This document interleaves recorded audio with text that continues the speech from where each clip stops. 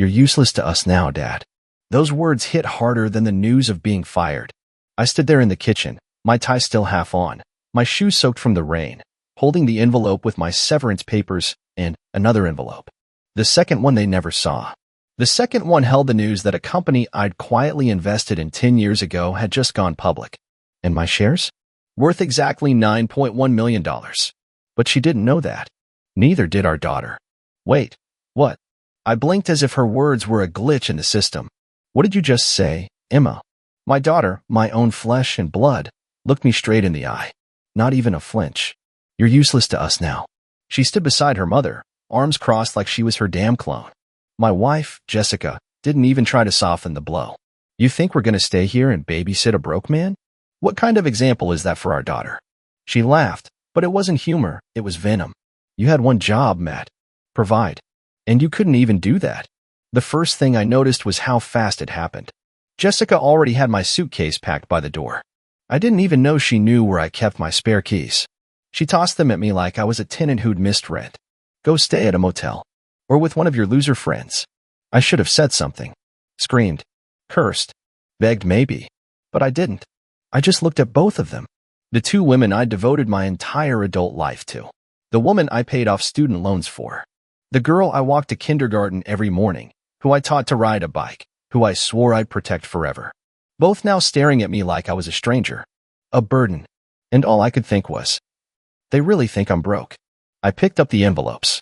Slipped the first into my jacket, let the second one stay in my palm for a second longer, tempted to wave it in their faces. But no, not yet. They didn't deserve the satisfaction. Jessica smirked. What? No dramatic goodbye. No fake speech about being there for us? Just leave, Matt. This is pathetic. That word stuck to my skin like hot oil. Pathetic. Was that what she thought of me all along? I'll go, I said calmly. But remember this moment. Etch it into your head, both of you. She rolled her eyes. You're not that important, Matt. You're just a man who couldn't keep up. You lost your edge. You lost your use. I walked out. Not because I had to, but because now I wanted to. As I shut the door behind me, I heard Emma shout one last thing. Don't come back unless you have money. I got into my car. Sat there in silence for 20 minutes, just watching the house, seeing her silhouette in the window as she poured herself wine, laughing with someone on the phone. She didn't even look sad. No tears. No regret. And then, just as I was about to start the engine, I saw it. A black BMW pulling into the driveway. Some guy, young, gym body, tan, tight polo shirt. I watched as he walked straight in without knocking. Like he belonged. I gripped the steering wheel, every nerve in my body burning. It wasn't even 5 hours since I left. And she was already letting another man into our home. I parked 2 streets down from the house the next night. Didn't turn off the engine. Didn't even breathe too loudly. I wasn't sure what I was looking for, or what I'd do if I found it. But something inside me, it wouldn't let me rest. I had to know. She hadn't texted. Not a single message. No calls. Emma either. Not even to check if I was alive. 18 years of marriage, a 17-year-old daughter, and I meant so little that my absence didn't even require a follow-up. That silence cut deeper than anything. The lights were on. I waited. And right around 9:30 p.m., the same black BMW pulled up. I didn't recognize him, not at first. But then he stepped out, and the streetlight caught his face. And I knew. His name was Chase. 32. Used to be my intern. Tall, arrogant, charming in the most plastic kind of way. The type of guy who always laughed too loud and stared too long at married women. I'd caught him looking at Jessica once during a Christmas party years ago. Back then, I thought it was harmless. I was wrong. He didn't knock this time either. Just walked right in like he lived there. My house. My couch. My wife. I didn't move. Just sat there, pulse slow and heavy like a war drum. I knew if I stormed in now, I'd lose the one thing I still had, control. So I waited. Watched. Took mental notes. Counted the minutes. At 10:12 p.m., I saw them. In the living room window.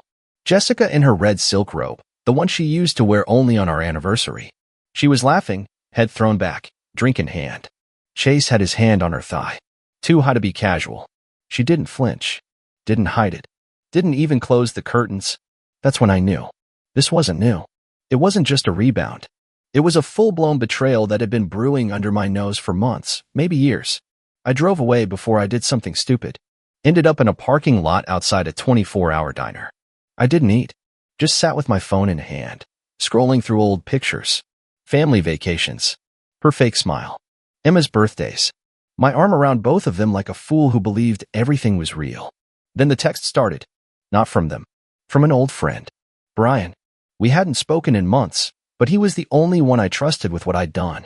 Because that secret second envelope I'd kept, the one they didn't care to ask about, it wasn't just a payday. It was freedom. $9 million.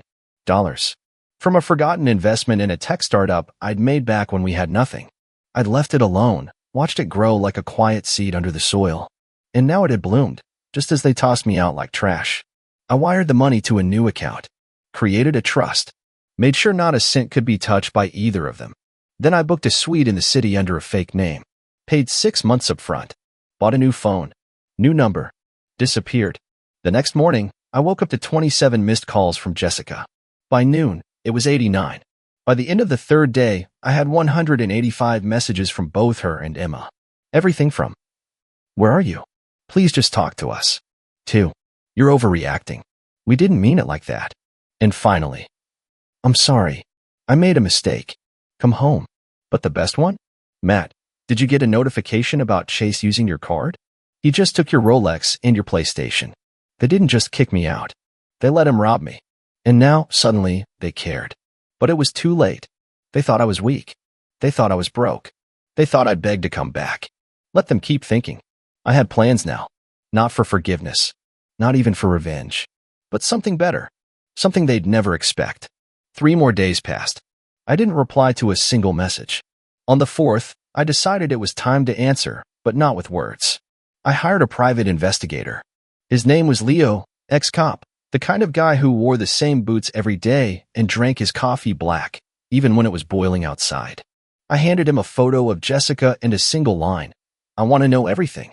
By the next afternoon, he handed me a flash drive and a manila envelope thick enough to choke a mailbox. I didn't look at it right away. I waited, went back to the suite, poured a drink, and sat in the leather armchair by the window. Then I opened it. Photos. Dozens of them. Jessica and Chase at restaurants. Jessica kissing him in my car. Jessica at a hotel I'd once taken her to for our 10th anniversary. Only this time, she wasn't wearing her wedding ring. And she wasn't with her husband. But it wasn't just Chase. There was another man. Older. Bald. Designer suit. Leo said his name was Warren Thomas, CEO of a company Jessica used to consult for. That word again, consult. I kept reading. Text logs. Hotel check-ins. Credit card statements. The bastard even used my gas card. She had been running around behind my back for at least a year. Maybe more. And all that time, I was waking up early to make her coffee, packing Emma's lunch, pretending like we were still a family. That night, I stared at the ceiling for hours, the city lights dancing on the ceiling. I couldn't sleep. My stomach felt like it was eating itself from the inside. Rage. Shame. Disgust. Not just at her, but at myself. For not seeing it. For ignoring the signs. She'd been colder. Distant. Started working late more often. Less affection. No intimacy. Then came the manipulation. The little digs about my clothes. My weight.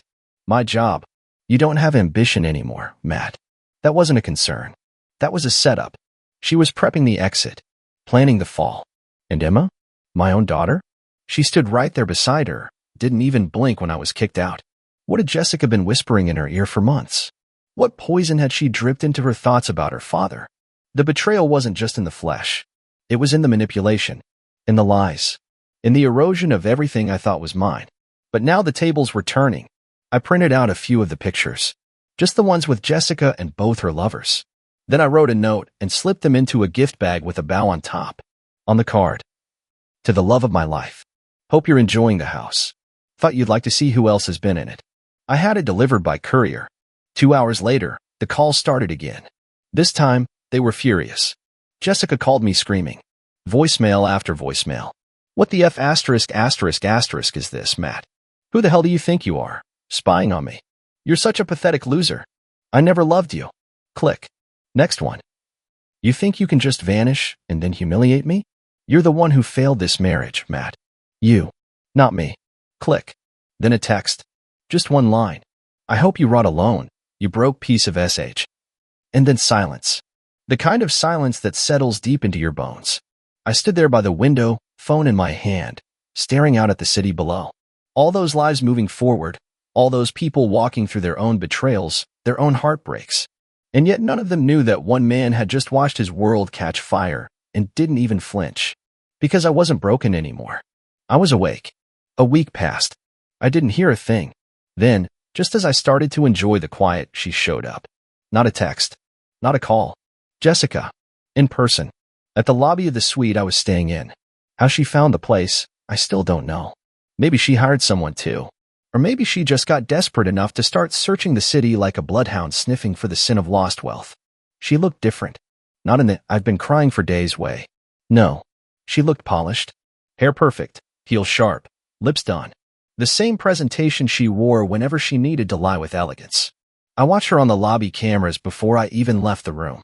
That's what money does. It gives you options. Privacy. Power. I'd had the hotel staff put security cameras on my floor just for this kind of situation. She was pacing, checking her reflection in the glass, rehearsing something. I made her wait an hour. Then I walked down. She turned when the elevator dinged. Eyes lit up like she hadn't just tried to ruin my life. Like she hadn't slept with two men while I paid the mortgage and made her coffee every morning. Like she hadn't told me I was worthless. Matt, she said like it meant something. She tried to hug me. I stepped back. She blinked, thrown off. Okay, I get it. I deserve that. I said nothing. She kept talking. Listen, I just wanted to talk. I know things got messy, and I wasn't fair. I said things I didn't mean. Like that I was useless? I asked, voice low, steady. She hesitated. I was angry. You dropped a bomb on us. I lost a job, Jess. Not a kidney. Not a child. A job. She didn't like that. Her eyes flashed. It was more than that, Matt. You stopped being present. You were distracted. Distant. I laughed. You cheated. With Chase. And Warren. That shook her. Who the hell is Warren? She asked too fast. You really gonna keep lying? I didn't, she started, but I pulled out my phone and tapped once. The image of her entering the hotel with Warren flashed on screen. Him grabbing her waist. Her leaning in for a kiss. Silence. Her face dropped. Not with guilt. With fear. That was the moment I realized she didn't come to apologize. She came to salvage. How long? I asked. She looked away. A few months. Try again. Her voice dropped. A year. Maybe two. I smiled. Not out of joy. Out of confirmation. The final puzzle piece. And the day you kicked me out, was that planned? Or just a lucky excuse to finally be rid of me? She didn't answer. That was her answer. You thought I was broke, I said, watching her closely. Thought I was just another man hitting rock bottom. So you showed your true self. She swallowed. Matt, I made a mistake. No, Jessica. You made a choice. Over and over. With every message you sent him. Every lie you told me. Every night you left our bed to pretend you were working. I was confused. You were greedy. She didn't like that one either. You think I'm proud of what happened? She asked, voice cracking just enough to make it seem real. You think I wanted any of this? I don't care. Her face twisted. So what? This is it? You're just walking away. I already did. I turned to leave, but she grabbed my wrist. That fake softness in her voice returned, the one she used when she wanted something. Matt, wait. Can we just start over? For Emma? For us? We can fix this. You made it clear I wasn't part of us anymore. I didn't mean. You meant every word. I cut her off. And now you're only here because you figured out I'm not broke. Her mouth opened. Closed. No denial. That silence again. I leaned in, low enough so only she could hear. I've got $9 million, Jessica. And not a single cent of it is ever touching your hands. Then I walked away. She didn't follow. She couldn't. And I didn't look back. 2 nights later, the banging started. At first, I thought it was the room next door, someone drunk, maybe a couple arguing. But then I heard my name. Matt. Open the damn door. Jessica. I stayed where I was, seated at the small table near the window, sipping bourbon. I didn't move. Didn't blink. I let her scream. After 5 minutes, she started crying. Loud, dramatic sobs that echoed through the hallway. I could hear her slump to the floor, her heels clattering as she sank down against the door. Then came the begging. I was scared, Matt. Everything fell apart so fast. I didn't know what to do. Emma needs her father. I need you. That last part? It made me laugh. I finished my drink and turned on the speaker in the room connected to the hallway camera. My voice echoed out of the intercom beside the door. You didn't need me. You needed my money. You just didn't know I still had it. Don't say that. It's not true, she wailed. You told me to get out. You told me I was useless. Your words, Jess. Don't start acting like a grieving widow now. More silence. Then her voice turned ice cold. Do you think you're some kind of hero now? Because you made a few smart investments? You're still the same pathetic man who couldn't satisfy his wife. She regretted that the moment it left her mouth. I stepped toward the intercom. You mean while you were letting Chase take you on dates in my car? Or when you were sneaking into hotels with Warren while texting me you were exhausted from the office? Silence. Let me guess. You'll say it wasn't physical, right? I continued. Or maybe it didn't mean anything. Save it, Jess. I've got enough evidence to keep you quiet for life. Her voice dropped. What do you want, Matt? Revenge? No, I said calmly. I want peace. And I'll get it the moment you and your boyfriend pack your things and disappear from that house. The title's already being transferred. It'll be sold by the end of the month. You can't do that. That house is in my name. I cut her off. Always was. You just never paid attention. Too busy being busy. She screamed. An actual, raw scream. Then silence again. I checked the camera. She was gone. The next morning, Emma called. I stared at the screen for a full minute before answering. My thumb hovered over the green icon. Then I picked up. Dad. Her voice was small. Hesitant. I didn't know it would go this far, she said. I thought you'd come back. I didn't think Mom would do all that. You stood next to her when she kicked me out, Emma, I said, trying not to let the crack show in my voice. You said I was useless. I was angry. I didn't mean it. You sounded like you did. She sniffled. I miss you. It hurt. More than I expected. But I couldn't go soft. Not now. Not yet. I miss you too, I said. But I'm not coming back to that house. Not now. Maybe not ever. Can I see you? Maybe. A long pause. Then, are you rich now? There it was. The real question. I let the silence hang. Goodbye, Emma, I said softly. Take care of yourself. And I hung up. I knew she was young. I knew she was manipulated by her mother. But she was old enough to know betrayal when she saw it. And she had chosen a side when it mattered most. The following week, the papers were finalized. Jessica contested the divorce until my lawyer dropped the evidence folder on the table. After that, she didn't say a word. Not one more objection. Not one more tear. The house was sold. The money split? Not a chance. The prenup I insisted on years ago, which she mocked me for, saved me. Irony. She laughed then. She wasn't laughing now. Chase tried to call me once. Said something about just wanting to talk man to man. I blocked him before he finished the sentence. Now, I live in peace. In a penthouse overlooking the skyline, with a gym, a private chef, and silence. No screaming. No lies. No betrayal. But sometimes, late at night, I still hear it. That moment. You're useless to us now, Dad. The words don't sting like they used to. Now, they remind me of who I was. And who I'll never be again. 2 months passed. Then came the letter. Not a text. Not an email. An actual handwritten letter in a cheap pink envelope, with "From Emma" scratched across the front like she wrote it through tears. I almost threw it away. But I didn't. I sat on the balcony, rain tapping on the railing, the skyline dark and smeared with clouds. I opened the envelope with a knife, slowly, like it might explode. Inside were 3 pages. 3 uneven, messy, heart-wrenching pages.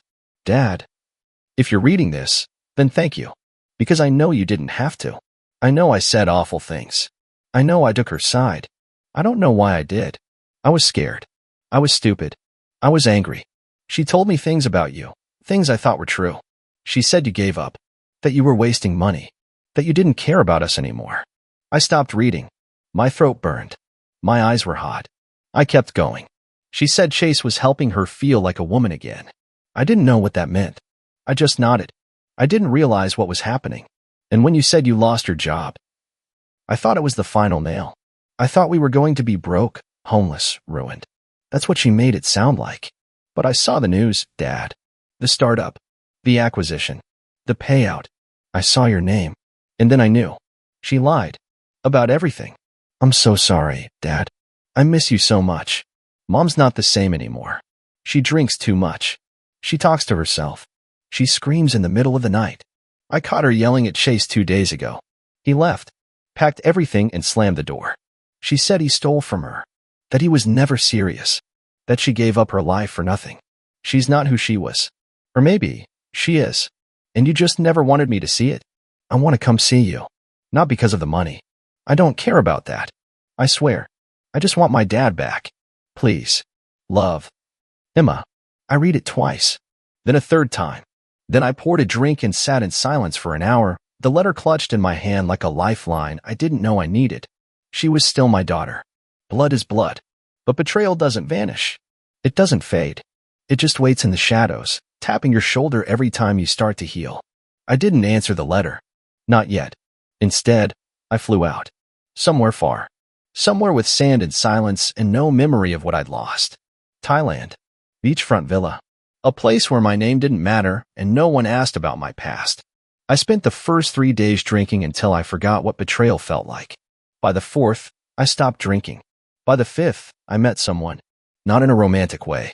Just someone who didn't know Jessica, or Emma, or Chase. Her name was Olivia. Divorced. 2 kids. One in college, one with her. A quiet woman with tired eyes and a wicked sense of humor. We talked. A lot. About books. About pain. About starting over when everything in you wants to stay angry. She said something one night that stayed with me. You're not defined by who hurt you. You're defined by what you do after. That night, I wrote back to Emma. I didn't say much. Just, Emma, I got your letter.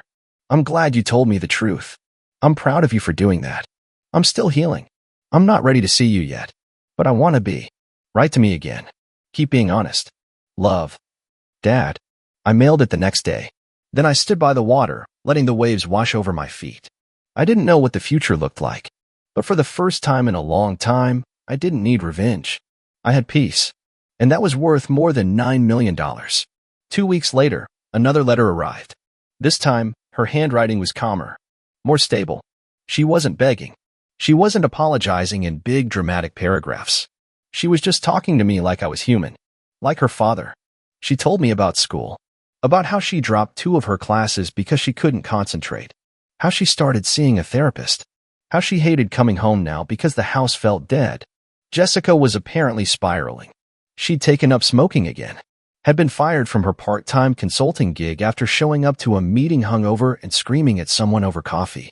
Emma found her crying on the kitchen floor 2 nights in a row. She said it didn't even look like her mom anymore. Just some ghost of who she used to be.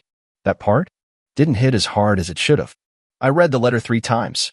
I wanted to feel bad. Wanted to feel guilt for how far Jessica had fallen. But nothing came. Just emptiness. That woman didn't break overnight. She rotted slowly for years, and I'd just been too blind or too hopeful to see it. What hurt more was Emma's last paragraph. Dad, I don't know if you'll ever come back. And maybe I don't deserve that. But I just want to see you. Once. Just to talk. To sit with you and not feel like I'm drowning in all this. I miss your laugh. I miss your stories. I miss you. That one got me. The part where your own kid tells you they're drowning.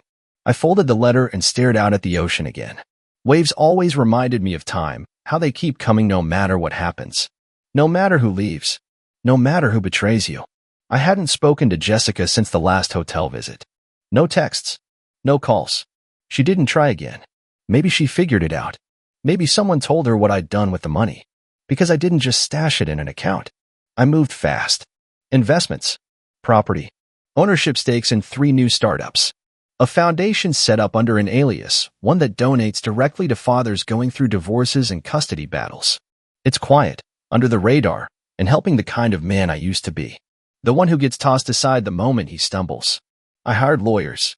Real ones. Quiet ones. The kind who play chess while everyone else plays checkers. Every piece of what Jessica and I built together had either been sold or frozen. There were no loose ends now. And still, part of me wanted closure. So I flew back. Didn't tell anyone. Just showed up on our old street in a black SUV with tinted windows and watched the house from across the road. It looked smaller now. Weeds in the garden. Paint peeling around the windows. No laughter inside. No movement. Like it had aged 20 years and 3 months. I didn't get out. Didn't knock. Didn't even kill the engine. But Emma came out. She didn't see me at first. just sat on the porch steps in a hoodie 3 sizes too big, knees pulled to her chest. She looked older, sadder. I watched her for a while, heart beating in this weird, slow rhythm like it wasn't sure what to feel. Then she looked up, right at the car, straight at me. I don't know how she knew. Maybe she just felt it. She stood up slowly, walked toward the car, hesitant, like I was a ghost she wasn't sure would stay if she moved too fast. I rolled down the window. Neither of us spoke. She just stared. And then, her voice barely a whisper, she said, "Dad?" I nodded. That was it. She opened the door and got in without another word. No dramatic hug. No sobbing. Just a silent agreement that maybe this wasn't the end. Maybe there was something still worth saving. We drove for 2 hours. Didn't talk much. Just existed. Together. The silence wasn't heavy. It was healing. When I finally pulled into a small beach motel up the coast, I handed her a keycard. "You can stay here for a few nights. Think. Breathe. Then we'll talk." She nodded. Tears in her eyes. Not loud ones. Just that soft kind of crying where the pain isn't screaming anymore. It's just tired. I watched her walk to the room and close the door behind her. For the first time in months, I didn't feel rage. Or betrayal. Or emptiness. Just something new. Hope. 3 days later, she knocked on my motel door. No hesitation this time. No fear in her eyes. Just readiness. She sat across from me at the small round table by the window, legs crossed, hands clasped tightly in her lap. I poured her a glass of orange juice. She laughed a little. "You still keep that in the fridge?" "Always," I said, "even when no one drinks it." She smiled, and it was the first real smile I'd seen from her in months. Maybe years. Not the Instagram perfect one. The real one, the one that used to beam when I picked her up from ballet practice or surprised her with ice cream after school. "I've been thinking," she said. I waited. "I don't hate her," she said slowly. "She's still my mom. But I don't trust her either. And I don't want to live there anymore. Not like that." It hit me harder than I expected. Not in a bad way, just the weight of it. The way she said it so calmly, like she'd made peace with the storm around her. "She's not evil," Emma added. "But she's broken. And I think, maybe she always was. She made choices," I said. "That's what matters." Emma nodded. "I want to stay with you. If that's okay." I didn't say yes immediately. I looked at her. I looked at her the way you look at someone you love, but someone who hurt you too. Someone who said you were useless. Someone who was part of the worst day of your life. But also someone who wrote you a letter. Who came clean. Who showed up. And sometimes, that's what redemption looks like. Not perfect. Not dramatic. Just honest. "Yeah," I said finally. "It's okay." She exhaled, shoulders dropping like she'd been holding her breath for weeks. That night, we walked along the beach. No phones. No noise. Just the ocean and the wind and the kind of silence that doesn't feel awkward anymore. Emma asked if I'd ever forgive her. I didn't give her a yes. Or a no. I told her, "You're my daughter. I'll always love you." Forgiveness. That comes when trust does. And trust takes time. She accepted that. No tears. Just a slow nod. We didn't go back to the old life. We didn't pretend the betrayal hadn't happened. We started something new. Smaller. Quieter. But real. Jessica tried again. One final letter. She said she was sorry. Said she wished things were different. Said she wanted to make things right. I didn't write back. Because some doors don't just close, they vanish. And chasing ghosts only invites them back in. I sold the last property we ever owned together and gave the earnings to a domestic abuse shelter. Set up a scholarship in my mother's name for single dads trying to rebuild their lives. I didn't need the money. I needed peace. And I had it now. I had morning walks with Emma. I had silence without shame. I had freedom without rage. I had nights where I could breathe. And I had one truth that kept me grounded through it all. Being betrayed doesn't make you weak. Staying broken does. And I refuse to stay broken. So if you ever find yourself staring at the ruins of your life, remember, ruins aren't the end. They're just what's left before you rebuild. And sometimes, the version you build next is the strongest one yet.